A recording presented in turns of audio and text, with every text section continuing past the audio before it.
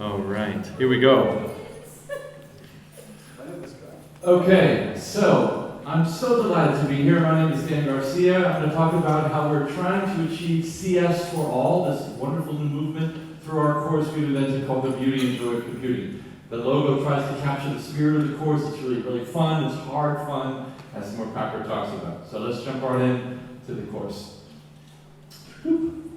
So lest you think this is all my initiative, this is a whole team, a wonderful team effort. The course was initially invented by Brian and myself back in 2009. It was October 26, 2008. We attended a session by Jan Cooney. We are so delighted that Jan is coming here to Heidelberg to give the closing keynote. So we're really delighted about that. She called a group of educators and thought leaders together in October 26, 2008 and said, "This is terrible. The amount of the paucity of great courses in high school for computer science is really very stark. Women are not taking, little young girls and women are not taking these computer science courses in high school. What do we do?" And we thought about it and we invented this brand new course. The idea, we didn't have a name yet, but we said, let's make a new course that essentially models what many universities do in their non-majors course. Let's do this in the AP sphere, which is a course setup that allows for college courses to be taught in high school. Brian and I ran back to Berkeley and said, let's make our version of this course the greatest course ever. Let's see if there's one course you could teach to every person on earth, what would that course be? We try to design that course with that spirit. What do they need to know about computing? You have one semester, 15 weeks to work with everybody on earth. What would you teach them? That was the design goals of this course. Tiffany Barnes joined our design team, which then grew to have a lot of wonderful folks. Many of them are in this room. So Michael and Lauren are sitting here. Bernard's here. Jens is obviously here. This is the BJC and SAP team. We also work with EDC, which is a curriculum authoring team in Massachusetts, to help us really make sure our course was high school friendly for people who are 17 years old. We had a university course, but it wasn't as high school friendly. They helped us a lot with the scaffolding, differential learning, all the things that we didn't have in the university course.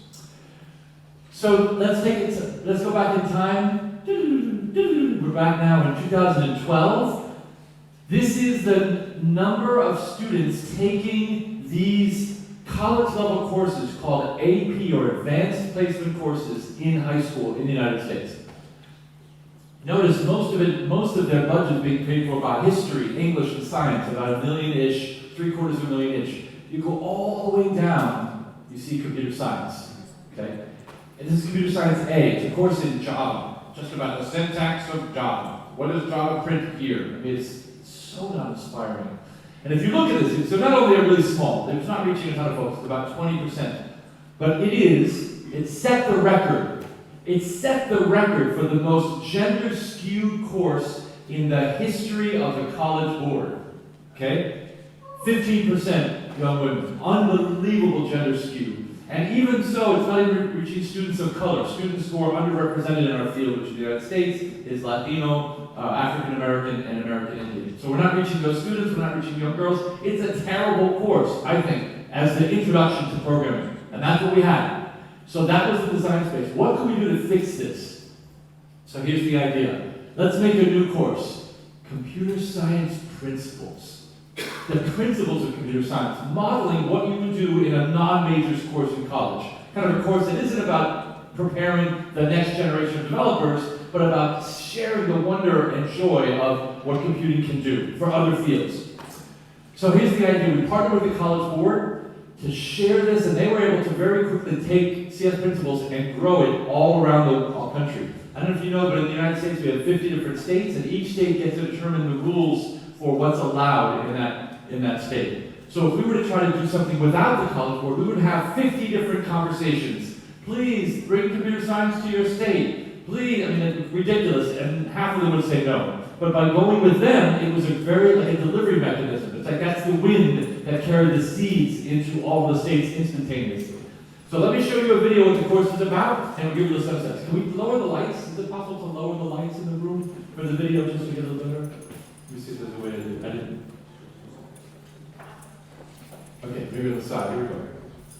And there's going to be a delay in audio. There's something with the slide share thing, so It'll be a good video, but the audio will be about a second and a half delayed, so we'll see what we do. I see computer science everywhere. Smart medicine that can monitor your body. National security issues. Sonar technology to view the inside of your body. It's saving lives. It's helping people. Computers have transformed everything we do. Computer science principles is a broad introduction to computer science. It's not about syntax. It's about creativity. They can read and understand how the internet functions. By the time the course is over, they'll have several apps that wouldn't exist if it wasn't for their learning. I ask my students to look at the world and to think about things that are in their world in terms of data. They can actually understand how instructions are given to the computer. We went from talking about how the internet travels and how computers started to where the first computer bug came from. An actual bug. I have people from the basketball team, football team, people in interior design, theater, tech people. Somebody takes my class in the band, they want to learn about music, I'll teach it to them on a program that has to do with I music. felt like I was in the studio just picking ahead to everyone. This is what I've been waiting for forever. Just showing your flavor, just showing everything through code was just amazing. Being able to press, enter or run and see my world pop up. It's just like painting or drawing. A cursor to paintbrush. A lot of girls are intimidated because they see computers as like a guy thing. If more girls were encouraged, then that wouldn't be an issue anymore. You don't even think you're creative. And then you have a course that makes you see yourself as creative. It kind of feels like a new light has turned on. Computer science, I feel like, has really helped me with my confidence. The biggest change I see in students is their confidence. This class teaches kids how to think. Computer science can empower. Computer science is a source of making that could lead to that power. My friend and I, we just look at each other and we're like, oh my god, we finally got the code. We have breakthroughs, we make discoveries. Wow, a bunch of ones and zeros did that. Coming into that class and see I can design my own thing is such a powerful thing. Awesome. Isn't that amazing? Don't you want to take that course? So that's the spirit. The spirit is, could we bring this really great course to all the students all around, not just the students who are going to be CS majors, but to everybody. So here's the course, Computer Science Principles. It's founded on 2 pillars. One is 7 big ideas. These are things that students need to know. So what are students going to learn in this class? They'll learn creativity. Imagine having the goal of the class to have creativity as part of that. It's wonderful. So that part of that means that students are going to be able to choose a project of their own, rather than saying, project 1 is this, project 2 is this. At the end, they're going to choose anything they want to do. That's the creative angle of that. Abstraction, the fundamental and foundational idea behind all of computer science. Data and information, algorithms or recipes, or how do you program, how do you think about encoding something, some process into the computer. Programming, how do you actually embody that into code. How the internet works. Wow, the internet affects all of us every day. How the internet works is part of now the learning goals of the class, as well as global impact. This I'm the most proud of. This is the most different than any other course I was experienced before this. If I go around and I ask everybody around the world, what are you teaching to your freshmen who are majors? They say, well, how to program. I say, are you ever talking about the impact, the global impact of things they're building? No. Almost never does that come into it. So have this be something that everyone's learning, how self-driving cars are all wonderful. What's the disruption? What are the loss of jobs? What are the economic implications? So what are the kind of the social implications? What are the economic implications? What are the cultural implications? What are the monetary? All those things are part of that equation. So global is really important. Then also, the other anchor is computational thinking practices. Jeanette Wing famously wrote about computational thinking, maybe the more important thing than programming for young students. Computational thinking. So what are the practices of computational thinking? Well, it's connecting computing to your field and to their interests. It is creating abstractions. You're creating artifacts. You're not just looking about it like a fishbowl, but you're actually making things yourself. It is abstracting, making these abstractions, not just knowing what they are, but making them yourself. Analyzing these. Oh, maybe this program doesn't work if the numbers are negative, or if its numbers doesn't have a forward or something. So what are the limitations of that issue? Communicating and collaborating. All those soft skills are actually anchored into the course. So you can't teach a course without doing that. You can't teach a course where every student works alone in a silo and then graduates. You will have failed in that process. You have to have them work in a pair programming or team way throughout the course. Outstanding. Really, really great.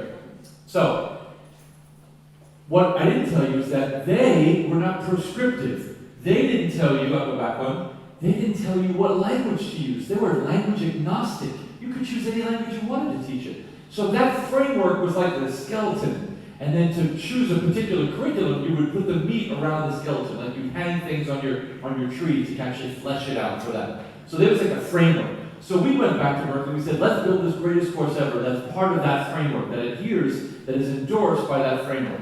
So we made BJC, Beauty and Joy Computing. And as we look around the nation and look around the world of other competing courses, there are about 15 competing CS Principal courses now. The biggest one is from Code.org. I'm sure you've heard of that. They have a very good course. And there's Mobile CSP and UTeach, and Apple has an iOS one, and there's a teaching security one. There's a lot of these now.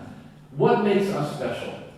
Number one, we thought, rather than just learn about how the internet works, let's actually program the internet. Rather than learn about how to do an abstraction, let's actually make some abstractions. Let's do things. So we took a programming lens to almost everything. Part of that comes from when we were teaching our university course. We were teaching our same course that ended up contributing to what BJC was. The course before that replaced, we asked students, what was the most fun you had in the course? And they always say, at the end of the course, when I got to choose my own project, and I was building my own program, that was the most fun. They said, well, that's the most fun, why would you reduce that? So we have a programming lens to it, but it's not all about just code. It's obviously those other pieces as well. So we teach these really powerful ideas way above and beyond so here's the requirements for CS Principles.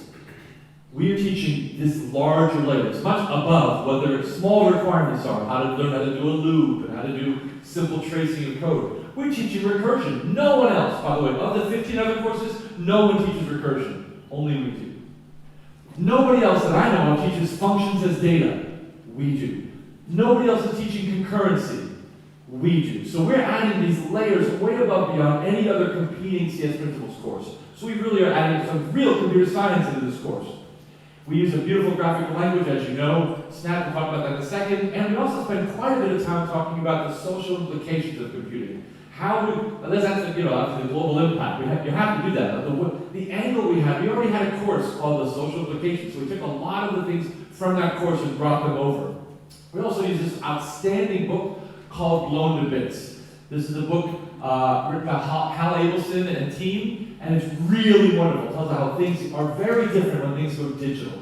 So that's a powerful book, and we read snippets of reading from that. One of the most important things is everything part of our course is free. Every single thing is free. We weren't trying to make $1. We weren't trying to sell a book. We were trying to just give this away to everybody, and we didn't want to have cost be in the way. So everything is free. So that's key. This is an example of something we talk about in class. Here's an example of what we'll do is something called computing in the news. So every single lecture will start, we call it the bell ringing session, you often call it in school, of what's the first thing you do when the bell rings to start? We start with computing in the news. And so we'll bring up a piece from the New York Times or another news source and then talk about it. So sometimes that news isn't very bright. Sometimes that news is kind of depressing. So will robots take your job? Yeah, a quarter of the U.S. jobs are at risk from automation. And this shows you examples of, here's Amazon on the top right with their robots in their factories, to ordering, this in the top left is ordering food, so you don't have to have lots of people behind the counter at fast food. You can order on a kiosk and just pick it up, so you don't have to have that. Bottom left, this is a floor cleaning robot, and the bottom right is it's like a udon noodle making robot that just gets an order and then it spins and then you put a bowl and it just makes the food. So how that's affecting jobs we'll talk about. Here's another example. This is the idea that in the future you may have to go to GameStop or companies to buy a disc or to buy a SD card to play your games. You may be able to play games like Netflix, where your mouse clicks and your controller clicks are being sent to the cloud, rendered there, and then like Netflix, it's feeding that feed of the video game to you. And that might be the future of video games. So we'll talk about some interesting ideas there. Here's another one. The future of buying glasses. You might not have to go to, this is disruptive to the ophthalmologists of the world, you might not have to go to a glasses buying service. Apple's new Face ID allows you to kind of put your face here and then turn it and choose a set of glasses. This is a view of, she's not wearing glasses, but she's seeing a view of herself with exactly the glasses she would be buying if she were to choose that particular thing on her face. So she's how it looks like on her face. The work with her eyes and her hair and all these things. Pretty cool. So amazing. So we'll talk about some new inventions. We'll also talk about privacy breaches and other things that are really powerful as well. So here's the basics. We started from, we said, we looked around the whole world. We said, what are the programming languages that we should use? We want to make this better. The programming language we have been using is Scheme. We love Scheme. We're such a functional programming folks. We love the idea of functional programming as a spirit. We looked at Alice. We looked at App Inventor, which is a brand new thing that was coming out. We looked at tons of them. And the favorite one we looked was Scratch. Scratch blew us away in terms of usability, in terms of what you could do. We said, that's great. But the problem with Scratch, you couldn't write functions. So there were beautiful fractals. And you know what it was? It was all this code with like n=1 hard-coded. Calling another copy of code with n=2. Calling another copy of code n=3. There was no function. You couldn't write functions. You got fractals, but it was like unrolling the loop, basically what it was. So you couldn't go more than 5 because they only copied it 5 times. It's a little crazy. So we were stuck. We're like, well, we love this, but we can't go on. And all of a sudden, I don't know the original conversation, we should hear the history of that, where Brian found Jens found Brian. Jens had made a port of Scratch 1.4, and he made a program called BYOB. And Brian was on the forums, and he was part of the Scratch community, so he said, I gotta check this out. Dan, what do you think? So we trialed it, and it worked. It was so amazing. So that immediately started a relationship that has now been 10 years in growing. It's been wonderful. So here's an example of showing how you can build a for loop. This is how powerful. I go to conferences all around the world, actually, giving this talk. And say, how many of you, if in your favorite, think about this, close your eyes, in your favorite language, if you didn't have a for loop, if like they hadn't put in a for loop, could you author a for loop in your language and then use it as if it had come down from the mountaintop on the 2 tablets? No one raises their hand. Well, maybe some guy who does Scheme does it, but almost no other language supports the idea that if you didn't have a for loop, you could build a for loop in that language and then use it as if it had come with the system. Amazing. So very, very powerful. It also works the same time. This is back in the day. Scratch made a decision to go with Flash, and so we had gone with HTML5 and JavaScript, so we were able to use mobile apps in the way before Scratch was as many years ago. They've now changed it, but that was a great thing. So wonderful, wonderful relationship, all based on Snap, and that's all we've been using ever since. Here's a wonderful demo of how we introduce recursion. I told you we don't introduce recursion. We don't introduce recursion for the point of it. We almost never introduce linear recursion. So we only do tree-based recursion. Recursion when you need it, right? If you already have these 4 iterative constructs that are linear, why not just use them when you need to? Because students like to think that way. So we don't teach recursion just for the purpose. We teach recursion because it'd be really hard, it certainly is possible, but really hard to do a beautiful fractal without that. So this is Paul Goldenberg's wonderful demo called Phi. Here's the idea. One click, put the sprite down there, point up, show itself, pen down, clear itself, call V. What does V do? V says turn left 20 degrees, move out 25 steps, run item random shapes. One of these shapes, it draws a shape at the end of it. It looks like a little decoration at the end of a tree. Then it backs up, turns right 20, because right 40 is cancels the 20 that was left, and then does it again. And then resets at the end. So it draws these 2 shapes at the end of its 2 V's. That's it. By the way, I go around the world teaching this, and I've gone recently to China, and I showed them this is what this looks like when I just switch it over to Chinese, and I had to obviously change the name of the block so that's a custom block. Blows their mind. I've had people stand up and start to applaud when I'm giving this slide. So the idea that you can actually be, you don't have to, if I were teaching Python, you're learning English constructs of for and while. That's not in your language. But if you go with Snap, you can obviously, you're all fans of this, but this is an amazing thing that people are trying to like, wait, you can do this? And they stand up and start applauding when they see the slide. I just love that. So this is V in Chinese.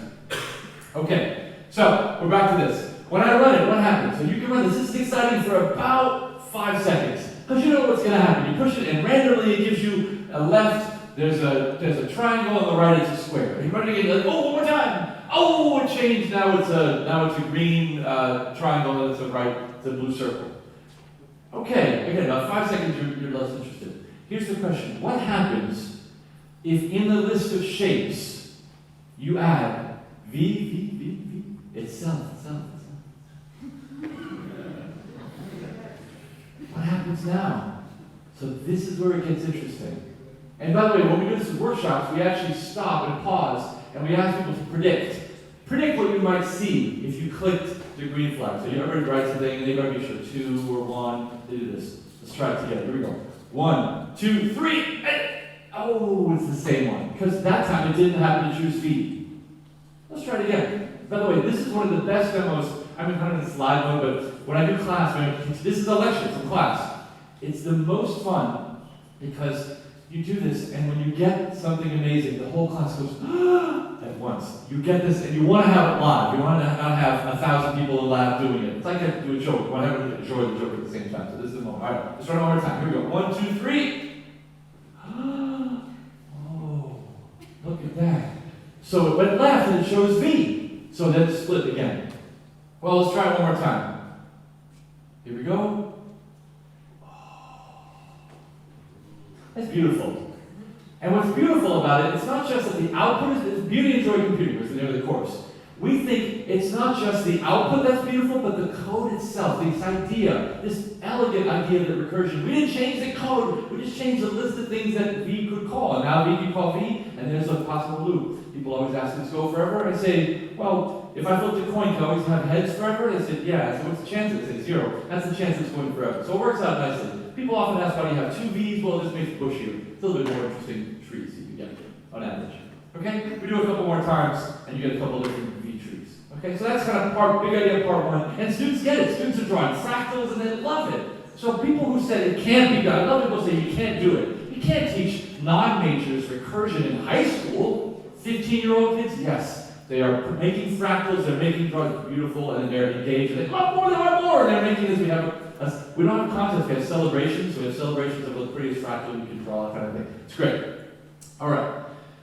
This is also a lecture from class, and this is a really nice way to teach introduction. This is like a second lecture, introduction to functions. So here we go. Why teach procedures? Well, what does this do? Everyone in this room knows what this does. This draws a square of side 25. This is an easy audience, by the way, for this slide. The next thing, what does this do? The student says, oh, I'm in this other program. And they have the same window. They have the same, what does this do? A little bit bigger square. So imagine, what does this guy do? It's a little bigger square. And they say, I'm all done. They say, are you really done? You look like you have 3 copies of the same thing. And I said, yeah, what's wrong with that? I said, well, if you were making a milkshake recipe, would you write how to make a raspberry milkshake? You put ice cream and milk and vanilla and raspberries and blend it. And would you write then on the second page, would you say, how to make a blueberry milkshake? Put blueberries and ice cream and milk and vanilla and blend it. And would you have another page, how to make a cherry milkshake? You put cherry. And I say, no, that'd be silly. Like, well, what would you do? Well, you probably write how to make a fruit milkshake. You put, ice cream and milk and vanilla and fruit. And that's like an input. And now I said, does any fruit work? Well, the lemon doesn't make a very good milkshake. So there might be some constraints on the input that limit what you can do, but that's the idea. You would generalize it into one fruit milkshake recipe. Can we do that here? So yeah, the only difference is that number of steps. So obviously you want to merge this into one program, so now you can draw a generic square, and think, oh, now I know why I want to do that. Why it's not good to have copies, okay? The kind of mantra is DRY, don't repeat yourself. You don't want to have copies of code, because if you're maintaining copies, everybody who's programmed before knows the pain of that. So here's how to draw a square of side 100. And this is great, everybody who teaches, basically everybody teaches functions in this principles course. I don't care what language teaches this kind of thing at one slide. But we are the only ones that I know of to handle the next problem. What does this do? Repeat 4, draw line 100, turn 90. What does that do? Draw a square of side 100, right? Okay, how about this guy? Oh, that's that one, okay? What does this guy now do? Repeat 4, draw a dash line 100. Interesting. Well, that draws a dash line square. Imagine that. And then I show you, repeat 4, draw a wiggly line 100. And what does that do? It draws a wiggly line square. And so now I ask you, 30 seconds ago I showed you we should collapse those 3 into 1. What was different about it? Just the number. Well, what's different about those 3 pictures? It's the block. It's the line drawing program. So here's what people who don't know about functions as data say. Well, let's just make a really general square. And you'll have input to how dashed it is, that'll be a number. How wiggly it is, that'll be a number. And I'll say, yeah, well, what if tomorrow I want to draw called the Tiger Woods DMV walk, where Tiger Woods is trying to walk the line after having a thing, and it's all a random walk from here to there, okay? And so each of the 4 lines should be a random walk, but eventually gets there. Did you think of that? How random Tiger Woods variable? No, I didn't think of that. So you can't. You're trying to parameterize. It doesn't be able to think of the future ways that you could have. How about a little heart on the edge of everyone? You people like draw hearts when you're in 8th grade. You draw a little part above every eye. You can't do that because you didn't think about that. So having parameters doesn't work. It works to an extent to do the ones you've seen before, but not for future ones. So the right way to do this is to pass that block in, that green block in as input. And that's the big idea that we teach in our class. We teach us the third or fourth week. This is the line drawing square. Repeat 4, run the line drawing. Whatever that block is, you run it with input 100. And so here's how to draw the wiggly line square. Just pass that block in. And you can make a block. You don't have to, here's the beauty of this stuff. You don't have to give a name to this. You can just make the how to draw the square in that and just pass it without even naming it. You can have an anonymous function. Just drop it in. So and no one else who doesn't teach this in that class has an answer to this line. So I'm really proud of that. Now let's do a little fun demo. I'll give a challenge. This is a challenge that I've given this, as I said, I've been this talk actually about 40 times.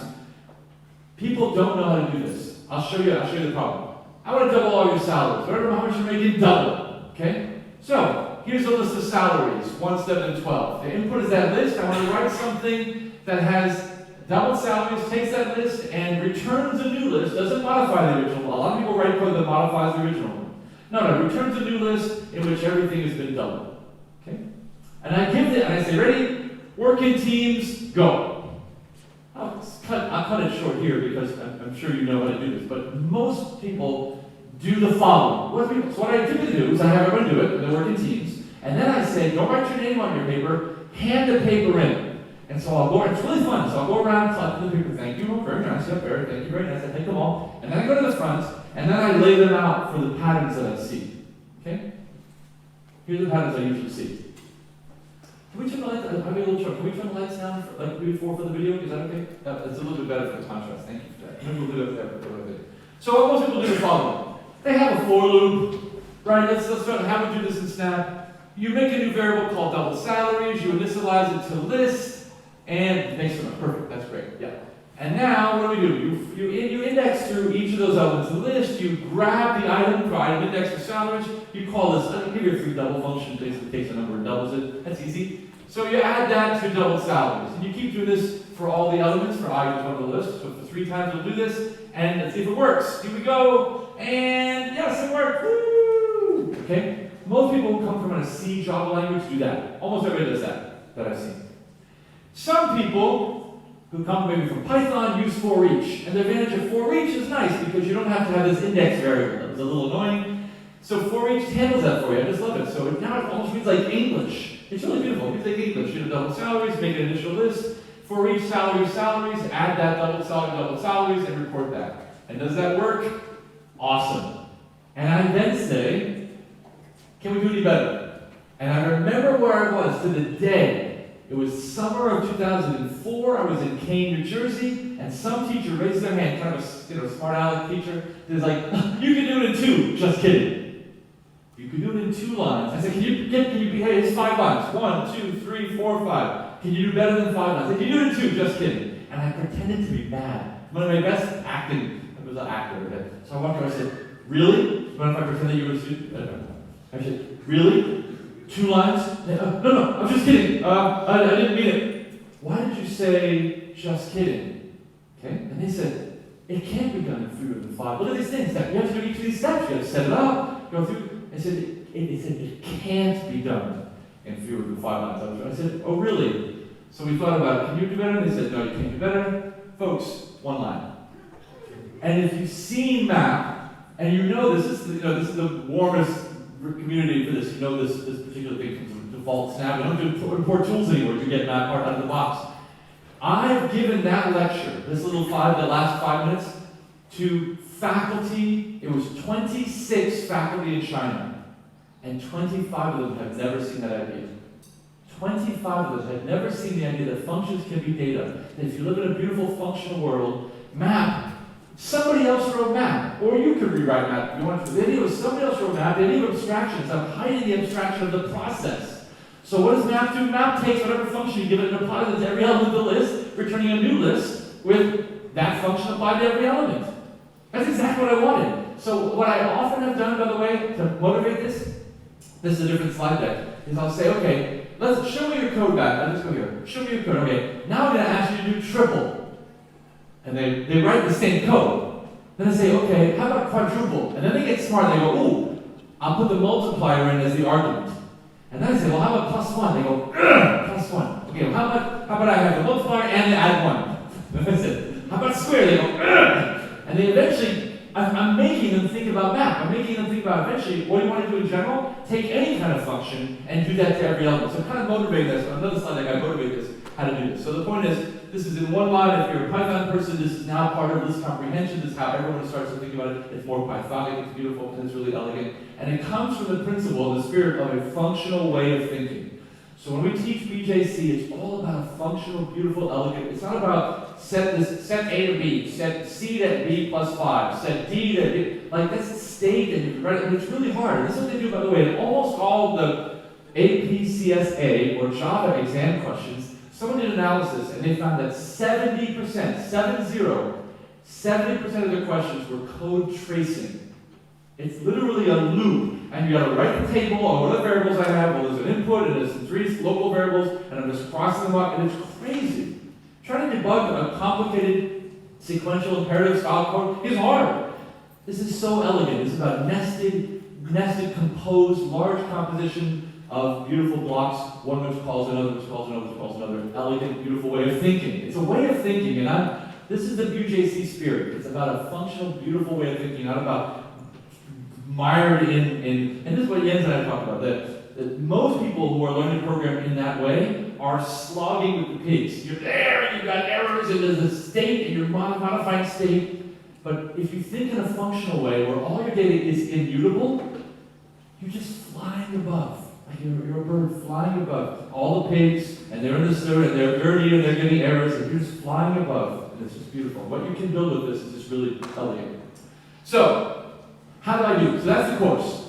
We teach powerful also ideas about decidability and other things. I won't go into that. But the course is really wonderful and really great. So, this is Brian and myself. We were teaching this course before then called CS3, Introduction to Symbolic Programming and Scheme. And it was all text in, text out. It wasn't graphical, wasn't beautiful. It didn't have the beauty that we have now. But we took a lot of the beautiful ideas from recursion and functions of data. We took those ideas and brought them into Snap.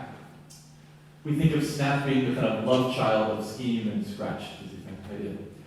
So this is, if you have a measurement, you want to change one thing at a time. So this is Brian and I teaching the Intro for Non-Majors course, the Introduction to Symbolic Programming and Scheme. And this is the percentage of women in UC Berkeley. Going back to the first day in recorded history when we recorded gender. Can you believe that only 1993 was the first day they recorded gender? Duh, would you never want to know the genders of any of the class students before that? So that was as early as we could go back. The bottom numbers are the first courses for majors. So we have a three-course sequence. That's our percentage of women over time, from 93 to I think 2014, 2015. And it kind of wiggles around, but it's around 20%. This is unfortunate. We want to have it 50%. We're working on that. It's much better now. It's actually going back higher now. This is the percentage of women in our non-majors courses. And mostly it's Brian and me teaching this course. So we taught BJC, but this is us, same people. So we're teaching these courses, and it's wiggling a lot higher, which is great, because we're drawing students from all the majors that are on campus, which is wonderful. And some of them are freshmen, some of them decidedly CS majors. So that's great too. And we're seeing about a 35%. So, wiggles around up to 40-something, below 30 to 20s, but it's about 35% if you wiggle. We created BJC, and here's what happened. Highest percentage ever. The wiggle average is around 45, and one semester we eclipsed 50 for the first time ever. And people say, well, you only had data from 93, but people who were there before 93 said, Dan, before 93 it was bad. It wasn't like in 90, in 80, in 85 it was amazing. That's not true, but at Berkeley it wasn't great. It wasn't great. They didn't get to 50%. No one knows we had 50%. I'd love to see that data. That'd be great if we could get that. So here's 50%. So we think, at least recorded history, at least since we started recorded gender, it's the highest number ever, 50%. In an intro course. We've never had it in other courses, but not an intro course. So here's the catch. So then I gave a talk, I gave a keynote, in which I said, we were so proud of this success of the course and all the drawing in people from all across campus. And what's interesting about that was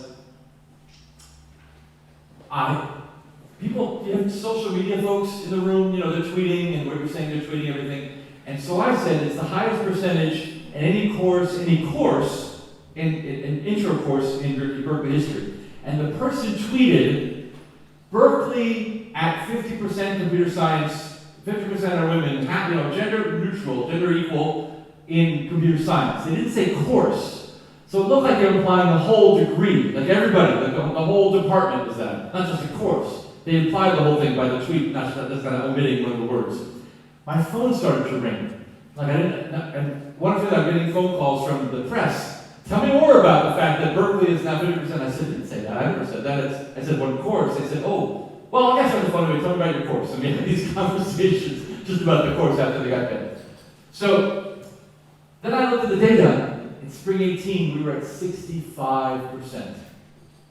65%. So we're actually at the point where we're actually starting to have male recruitment. Come on, guys. CS is fun. Come in. Come on. No? All right, you want to come in? All right, ladies, let's learn some computer science. That's where we're at. That's great. Highest in history. So we have a wonderful community of students who become teachers. So this is some of the students who were part of took the course and decided, how can I give, every one of them to a person said, how can I give back? Can I be a lab assistant or a reader or a TA? And they all work their way up the system to actually be part of our staff eventually. This is Keynote.org's data. I started this talk by talking about CS principles. This is what CS principles did. So we are contributing to the big space, and these are the total number of female students and underrepresented minorities who are taking the course. And look how low, the total number. The low of students is less than 5,000, and now we're almost 40,000 female students. And underrepresented minorities are now almost 30,000 for being less than 5. The best part about this is the percentage, which is increasing. Obviously, we have a lot of work to go. This number has to be 50. This number has to be around 26 or 27. So we're working our way up there, but we're not there yet. So obviously, there's still work to go in terms of reaching lots of schools to bring this out there. There is a concern, I want to just share that. There is a concern kind of in the global sense of what happens when all of these students taking this course in high school fall in love with computer science, as it's happening with us. I teach a lot of freshmen who say to me at the end, Dan, I want to change my whole life. Thanks to this course, I'm now a CS major. Or how do I get to be a CS major? What can I do? So people are changing their life thanks to this, and kind of that outreach is working within the university. But here's the problem. This is a New York Times article, by the way, that says, in many, many institutions, including Berkeley, the number of PhD candidates is usually a function of the number of faculty you have. Faculty have a number of grants, and the grants are funding the grad students, and so that's what you can support. So if grants aren't growing and faculty numbers aren't growing, the PhD candidates are basically flat. Well, these are the future faculty. Here's the number of running graduates, which is now, if you look at this is 25. We're now at least a factor of 4 on this curve. I should show the factor of Berkeley. We grew by a factor of 10. We were 180 majors in the LMS program, now we are 1,800. Factor of 10 in 10 years. This is 4. 10 in 10 years. So Berkeley, at many public institutions, we've grown even faster than the national numbers. So we're turning people away. And so there's a little bit of, well, but you're trying to get everybody to do love CS and kind of think about CS as a career, but you're not giving opportunities there. And the answer is, that's part of the hard reality. We're trying to figure out MOOC ways to, can we grow our courses more and turn away fewer students, but it's not easy. This is not an easy challenge. So that's the reality of this I just want to share. And people say it's going to get worse before it gets better. So there is some hope there. There's a lot of institutions, including Berkeley, that are now hiring teachers that are not PhD graduates or master's graduates. Some of the best teachers I know are people with just a master's, and that's amazing. So if more universities would consider that as a space, that could really help with that as possibly a career path. People who are really love teaching, teaching track folks from the master's camp. That's just wonderful. So we got a little bit. Remember that time I got a call from all the people. There's a little bit of success. So I was in the front. Our students were the front page of the San Francisco Chronicle, which is our local newspaper. We shouldn't have our feet on the table, that's like that. But then we had TechCrunch talked about our success there. Slate did this. I don't know how many of these are, but this is the Hacker News. The Y Combinator had a note there. San Jose Mercury is a video, and a picture of us from San Jose Mercury News. And they did a second piece on that there. So that we're pretty proud and humbled by all the international attention. This, we realized, I kind of jumped into this slide. We realized back in 2011 that we shouldn't keep a good thing to ourselves, so we applied to Jan Cooney. Jan Cooney, you're going to meet in 2 days. for some grants. Could we do some outreach? Could we take this course and teach our high school teachers and let this be what people teach in CS principals in high school? So over the 10 years since we've been doing this, we've reached 650 teachers worldwide. So not just the US, but we've also reached teachers. This is an example of folks at Berkeley, one of our PD sessions. Amazing group of teachers. This is reaching folks in Peru. So this last summer we went to Peru and offered PD to students and also teachers in Lima. This is me going to Pune, India this last summer to reach 35 teachers. Many of them are middle school teachers. I didn't mention we actually now have a middle school curriculum. So many of them are really ravenous for some great middle school curriculum. We're working with CS Pathshala, which is their kind of CS computational thinking outreach in middle school. And so they told me they want to incorporate SNAP as what all the folks in India teach in 8th grade, but 7th grade. So 6th graders are going to be Scratch, 7th graders are going to be SNAP, 8th graders are going to be Python. That's what they're doing in middle school, and so they're working together to kind of borrow our materials. All our materials are all Creative Commons licensed. We said, please, take anything you want to do, and we're working with them to continue with that support. That was amazing. So we also wanted to, this is part of the NSF and Jan Cooney connection. This is the grant number. We worked with, I'm from New York City, as is Brian, so we wanted to kind of give back to our home city and our home state. So this is working with, New York City is unique because I believe it's the largest single city. It's the most number of students, it's the largest Department of Education in the world, I'm told. There was 1 million students in the Department of Education in New York City. It's one of the most diverse. Look at how diverse it is. 40% Hispanic, 30% African American. 70% students of color. This is for the US, it's around 26%. This is amazing, incredibly diverse city. Although it's not diverse in many ways because many schools are just one race. And so it's like diverse, but not diverse in the way that kind of people are in silos like that. We made a little logo, you can see that's New York. This is where we came with EDC. So that was a big grant from Jan, a big grant we got that allowed us to pay EDC to help us make our curriculum more high school friendly. So that was a big deal. We also wanted to reach the world. We got another grant to build an edX Spot, a small private online course. We actually built a MOOC, a massive open online course. We taught it. We had 16,000 learners at the peak of it, which was great. It's a year-long course. Most MOOC classes are really short, like 5 weeks, 6 weeks, 7 weeks. This was a year-long process, and you know there's a tail, right, where people would continue to say where it drops off. So we had quite a bit of drop-off of that. But the idea of a small private online course where any MOOC can be borrowed from any teacher, and they can then mute things, and you can work with things, and they can brand it themselves, and I don't want to teach this week. Cross it off. They can kind of edit themselves, which is nice. They can't add it, they can edit it, so that's great. The teacher's in control. They use it like an ebook, essentially. So this was an ebook. We taught it for 3 years, and now it's a self-paced course, and students are still using this, and teachers are still using this in their courses as well. One of the things I wanted to do, these are room with educators, is tell you what we learned. So what did we learn? It's not just rah, look at us, proud, look, pat me on the back. What are the things we learned that you can take away from this? So the takeaways are, paired projects are amazing. People learn best together, so have them as much as possible work together in projects. 2, allow students to choose their own projects. Don't force a project, even though it's interesting, down their throats, let them choose their own projects. 3, it's important to read and write about the social implications of technology. Don't just do a coding-only class. Make sure you bring in global impact into your class as much as you can. 4, make your class free if you can. We use clickers when we do lecture for active learning, so all the students have clickers, and I'd ask a question, I'll vote, so being in lecture, unlike this one, is very interactive, because they can all click and talk, and I ask them questions. The model of this course is not a lecture-driven course. It's not a sage on the stage, but a guide on the side. The idea is we have a lot of labs, and you learn by doing, not by listening. Many opportunities for students to give back. I showed you the pictures of my students there who are giving back as lab assistants and TAs and graders. Obviously, the programming language is graphical. We really think this makes a difference without being dumbed down. We just love the idea we don't have syntax errors. I remember back in the scheme, I know scheme too, right? I remember the scheme days, we would spend 2 weeks talking about how to deal and how to read all the error messages when you're missing a parenthesis. I never have had that. I almost feel like I get 2 weeks back of the curriculum when we moved to SNAP. It was amazing into BYOB. The course, we believe the course in curriculum really does capture the beauty and joy spirit of learning. Hard fun is an explicit learning. We say that in the first lecture. This course is going to be the hardest you've ever worked. but you're going to have the most fun at the end of it. You're going to hate this course and hate when you can't get, when it's buggy and you can't get them out. But when it works, and then you're adding fun features to something that already works, it's the most fun that you're going to have this semester. We tell them. And at the end they say, you're right, we did have as much fun as you told us. So hard fun, Seymour Papker's idea of hard fun is an explicit objective.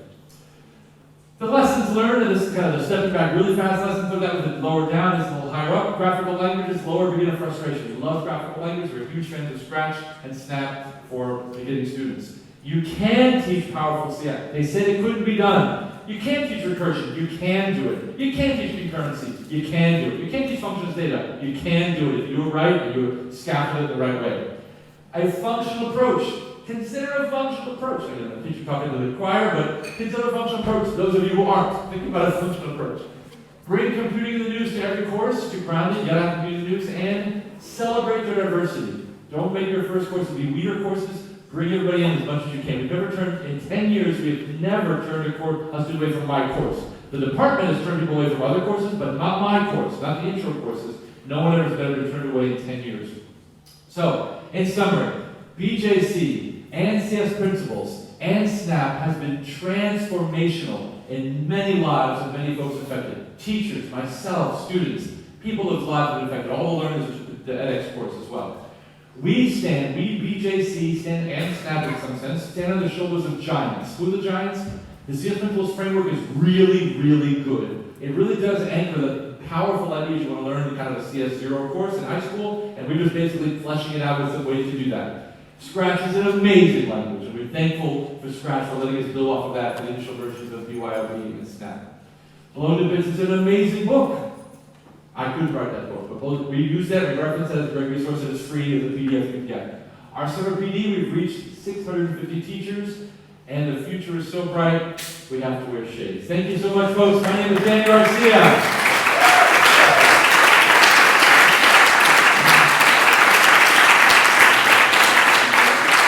And I think we have time. I think we have some time for questions. Are we okay with time for fine? We've got time for all your questions. Beautiful, beautiful. We turn the lights on. More than 15 minutes of questions. Beautiful. Let's do it. Let's see. Ursula, go ahead. Okay, so I've got to defend the pre-1993. Yeah, talk about it. Yeah, sure. So I started teaching formal CS1 in 1988. And at the College of New Jersey, when I arrived there in 1990, small school, Sure. bad data about it, but I know at the time this is what it was like all over the place because we got some NSF grants to try to take what we were doing. Here was the point, is in the early 90s, classes were about 30 to 40% female and then men, and males, practicing county markers now are gender fluid. However, what was really important back then is that we were not using imperative languages. A lot of us were using scheme. Beautiful. We were using logo, and I was part of the big fights, wars between logo and basic. Yeah. Okay, and the key thing for me, because I'm wearing my Unity shirt today, I do a lot of work in game development. There is a culture of how you share information. Okay, and how you tell somebody, oh, you did this wrong. And what we've noticed over 30 years is that the way that guys share that information with each other is significantly different from the way they share it with girls. And the way that girls share information I'm seeing in the crafting culture is again very different. And that's the reason it happened, because there were nuances in Pascal, and God help us in C++, and then in the way that we translated to Java, because the AP exam for the first 5 years was actually a C++ exam, but we were giving it in Java. I was part of that as well. So what I'm trying to say is it's the cultural artifact. It's the way that you communicate with each other. And so what I applaud about BJC and what I've done forever is how do you get everybody in the room talking to everybody else? You're right, we can't lecture it. But what's more important is to establish that culture of how people explain things to each other. Do you have patience when you talk to someone else? Great. Okay, what is the language you use? All right, and at Grinnell, when I was there for a couple of years, what we noticed is that the boys were tutors. They would do things like take the computer away from the girl they were tutoring, but they wouldn't do that with the boy. I'm old enough that I'm calling the boys. No. Okay. Oh, it's subtle. And that It's really was, subtle. and Sam Rodelsky, he would actually go slap the boys. If he saw them grab a computer from a girl, he would, no, you can't do that. Yeah. And it's that subtlety, and that's why there was the drop off. There was a point at which girls were implicitly excluded in most of our computer science classes, and ironically, it was around the time we started doing open labs. So the culture, there's a lot of complexity in there. I just wanted to defend that. No, thank you There for were that. plenty of girls back then. No, that's not. Yeah, yeah. I was told people were there, but I wanted to think. Well, I was perfectly young. Yeah, I mean, your classes. Thank you for that. Yes, sure. Yeah, I guess maybe we can do a quick thing here. Does it work? No. I love this talk. Oh. You're right, I'm in the choir and I'm singing with you. Wonderful. Doesn't make any difference, I still like to hear it again and again. So thank you for that. I was particularly struck when you said about the 2 weeks you got back in your lecture. And I thought, yeah, and that's multiplied by how many? 1,800 students? And when they go on to work, is that not multiplied for the rest of their life in time that they save? And I'm now being really kind of industrial, you know, isn't this about productivity and expressivity and being able to focus on what matters? And when is the industry going to wake up and the jobs now? Right. No, I think it's actually, it's the frustration. It's not just the time back. If I got the time, it just gave me 2 more weeks of the semester, but I was still as frustrated as I was trying to figure out what double paren open and the scheme. So I think it's the fact that you tinker more, you're playing more, you're smart. The average facial expression of a programmer working with Snap is a smile rather than, what's that, how do I read that? And everybody also has a compiled language or has interpreter, but has an error message, has that. And the worst thing that can happen is you get a red circle. And so we could probably do some more work to kind of figure out how to help the debugging when that happens. It does happen in Snap too, but most of the errors that happen in Scheme are not happening with us, and only remaining couple logical errors, reading a first of a list that's empty, that kind of thing is still happening, and we should have a very nice way to say, I think, open the button. Right here, I mean, we can really help with debugging. Right here, I think you're calling the first of a list that's empty, and here's what it's doing. So we can do more with that, but I think it's about the frustration factor. I do think that productivity is a big factor, but I think it's really sort of for intro students that it's the frustration factor that's also a double thing. You get the week back and they're less frustrated on average the whole semester, which is great. Yes? Yeah, so you mentioned that in India, the students... Does it work now? Yes, thank you. I can repeat the question too if you want. In India? Yeah, so they started with Scratch and then Snap and then Python, each year. Right. So my question is, though, if they were listening to your advice, first off, would you argue that there's no reason to even start with Scratch, they could start with Snap? And then the next question is, what's your view of whether they should go on to Python, and if they do, how you could help with that bridging between Snap and Python? Thank you for that. So I want to be clear, they were doing Scratch Python, and then I came down and I gave a week of this PD, and they all said, we're not doing Scratch Python anymore thanks to this, we're doing Scratch now. So it hasn't started yet, it's starting now. That's part one. Part two, you said, what do you think about why Scratch? Why not Snap Python? I think there's a benefit to have more exposure to different things, and there's some things, there's some affordances that Scratch has that we don't have. I'm talking about Snap. So I don't mind that model where you're kind of playing the things that Scratch is good at. For the first year, maybe telling more stories, and then you talk a little bit more programming, kind of sophistication for the Snap stuff, and then you jump into Python. So I actually do like the diversity of languages. I would recommend they stay with the 3 languages. I think that's good. The third, we have our next course for majors taught in Python. I'm so glad that we moved we didn't move to a language that was Java. A lot of people, by the way, teach CS1 across. The reason that APCSA is in Java is because when you survey the people who are using the College Board's work to get credit for credit replacement, they think that Java is what they want to teach in CS1. That's not why. That's what they tell us. Well, they lie, because I'm part of the committee that changed it from C++ to Java, and the reason it hasn't moved is it's too much bloody work. Yeah, it's money too. To change the exam. Simple as that. Yeah. Well, they did have a session. I'll be honest. I was at a session of people who teach the intro CS1 courses across the country. They said, "What should we do for the next 5 years?" This was like 3 years ago. And enough people in that room said, we teach Java in CS1 or CS2 and it does well for us, so don't change it, to tell them that it wasn't worth changing, even though many was like, that's so much better. Right? Okay. So our first course majors moved from Scheme to Python, and so because it's Python, we actually have the last couple of weeks of our BJC at Berkeley be Snap to Python transition, in which we show a slide that says, you learn this powerful idea in Snap, here it is in Python. This powerful idea, here is the Python. Here's the things that Python has that we don't have, like dictionaries, and we try to, there's some extensions to dictionaries, but they have some other things, etc. Here's the things that Snap has that they don't have.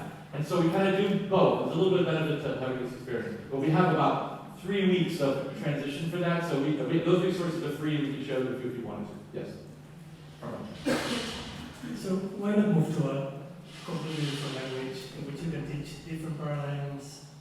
Why teach Python or something weirder, like Haskell? I don't know. For instance. For our CS1? I think there's enough, let's see, there's a lot of reasons for that. At the time when we did the redesign, that was the best choice at the time. That's part one.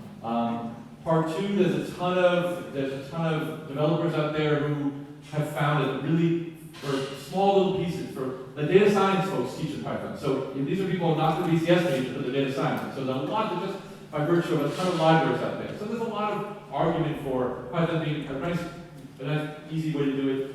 It certainly has the things we want from early languages, which is you want to have big nums, you don't need to worry about how big the box is that holds your variable. That's certainly true. You want to have an interpreter rather than a compiler with CS1. You want to have a functional approach. You can live in a functional approach. Where we teach it is we stay functional for a while, and then we say, well, let's not add spinner to things. So we teach very much the same way here. But so you're saying it's in part expression by the variable? Yes, and there are a ton of jobs in that pattern. So that has factored into this before, and that was the reason we kind of made the move from the language before. So there's a couple of those reasons. And for the most part, the students are happier than they've ever been. If you look at the kind of satisfaction number of the students, it was down here before, and now it's here. It's pinned at a higher level. It's like coming at almost perfect. The student teachers who teach this course, not my course, but the other course, have an almost perfect rating. It's unbelievable. So the students love this new move and what they can do with it. Yeah. You told that nobody else, you were taught to student recursion. It's not totally true because we teach recursion. I teach recursion to my students. I wasn't saying that nobody in the world. I was saying no one in the CS Principles family. Okay. No, there's 15 other courses in CS Principles, and nobody else other than BJC of the 15. I'm sure that recursion is being taught all around the world in high school. It's not specifically in the curriculum, but if we can teach some recursion. Right. Initiate the student to recursion. Oh, I'm delighted to hear that recursion is being And taught in I high like school. to do it with Snap. Beautiful. We love it. That's great. That's fun. Thank you for that. And do you do it graphically? Do you do recursive recorders or recursive commands where you're drawing something? Or both? No. Yeah, recorders is a little harder that we found with our students as well. Yeah. Right. That's impressive. So we're hearing, if you can hear it, this is students who haven't had computer science before who you're able to bring up to speed and then teach them this powerful recursion for the first time. That's great. Most of our students haven't touched computers before also. Now they're also, university folks who are probably the top schools in our high school. So it's a little bit of a filter of who we get as students, but most of my students haven't taken computer before, and they really get this and love this and move on to great things. Yeah.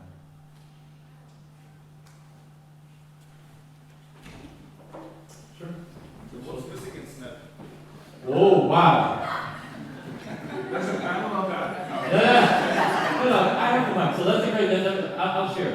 I think. What's the question? The question is what's missing in Snap? So if I had infinite resources, what I personally would, there's going to be a session in the future of Snap that's going to come up, but let me just give a little taste of my thing because I'm not on stage for that part. I think Snap has 99.9% of what I want, so I'm really pleased with this. Some small things I would like when you're, we've talked about this recently, I'm not outing you, some new things that you know. When you go to the stepper debugger that highlights the block that's there, I would like a little speech bubble to tell me the value of the expression as it's working through, that would be amazing. Like, nobody has that. That would blow up. As good as the stepper can be, like, that would be crazy to be able to see that. When there's an error, if it, it's a access of a list, item 1 of, and it's an empty list, I want to open the editor, and I want to say, right here, this variable is empty, but I'm expecting to have at least one element there. Like that kind of thing, I think debuggers support. That's not 0.1% of the work. Okay, that's not going to work. But for me, I get that. It's a lot more work to fix those things. I appreciate that.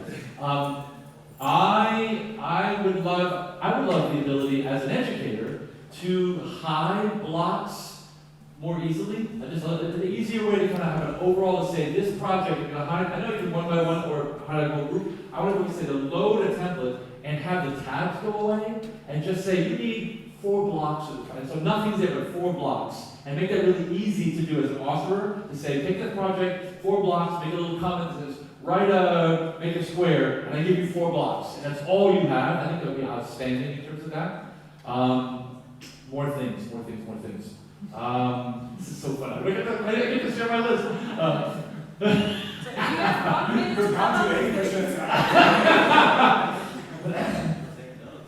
No, we had this already. Oh, when I make a block, when I make a block, I want the number of options in the tabs to match what the eventual list is.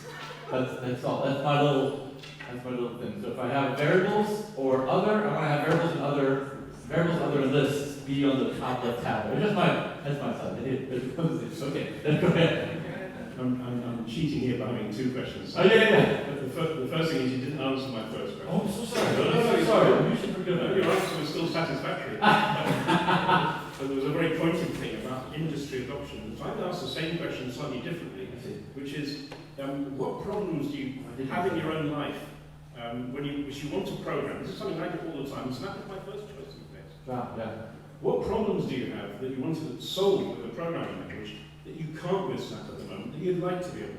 I love it. So that's great. I think many of us find, as a first choice of languages, that I can type really fast. And that's I think for many of our students who need to kind of think through a little bit more what to do, they're thinking through and they're tinkering, and it's really good to evolve a program where you can click on a value just to get to it right there. I type really, really fast. And so I have often gone for small problems I want to do with sort of Python just because of some of the things I can do that are fast. I really like dictionaries. Oh, I'll go back. I like dictionaries. I think dictionaries are amazing. I've used them a million ways. I want to rebuild a dictionary to do a dictionary. So that kind of thing is there.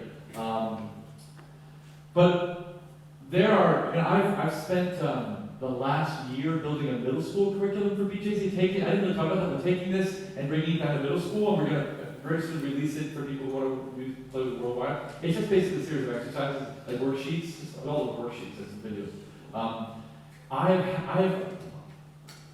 I couldn't do those things in Python. I mean, I could, but it's ugly. So many of the new things I want to do, I still go to Snap. If it's ever visual, if it's a visual output, I want to go to Snap. I really love that. Python does, you have to kind of build it backwards to get the right library set, do the right thing for that. So if I want to do something visual, beautiful, I wanted to do a Mandelbrot fractal, I did it in Snap, and I'll show you that in one of the sessions this week. So I still turn to Snap for many things, but a couple things like dictionaries and just faster typing, I'm still going to type language. Although I know that there's keyboard entry to that, but I'm still not as fluid as that as I am just kind of playing with it. I really should get fluid just so I blow my students away. I'm like, how did you do that? I want to see, I would love to see a demo of someone who's really, really fluent and just show how fast you can build up a big program with the keyboard facilities. I think it's really great. Cynthia. Dan, yes. I have this question. In Logo, we have words and sentences. In Snap, we have lists. Now, what about words and sentences? We use words and sentences in our CS10, and what we do is we suggest that they load the words and sentences library. So it doesn't come default, and I think there's a conversation of whether that should be default or not. But we talk about when I actually say what's the domain of the letter 1 of that block? What's that domain of that second thing? We don't say a string, we say it's a sentence. But in Logo, it wasn't. words in sentences was not a string. Right, that's what I'm saying. We live in the. No, Sentences don't have a first letter. Sentences have a first word. Interesting. I think I would say a first word of a. It's a domain error to ask for the first letter of a sentence. You're saying sentence to make Cynthia happy, but you're thinking string. Interesting. Interesting. Okay. Your answer was right, though. We have a library for that. I'll now step out of the way as the two worlds.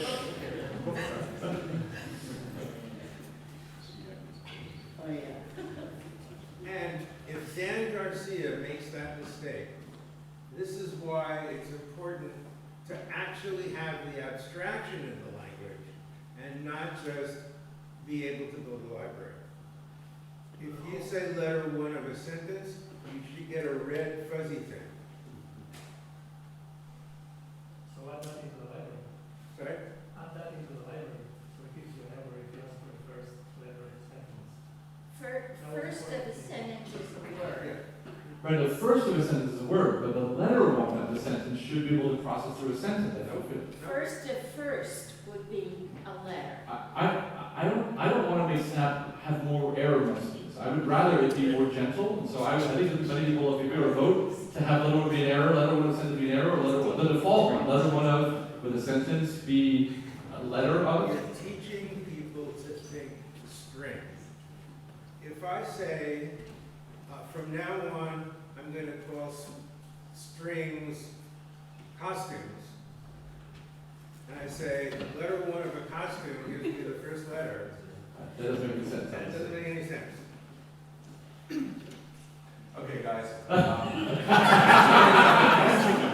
For the break. We can talk about the break. We've reached the end of the time. Thank you. Thanks so much, guys.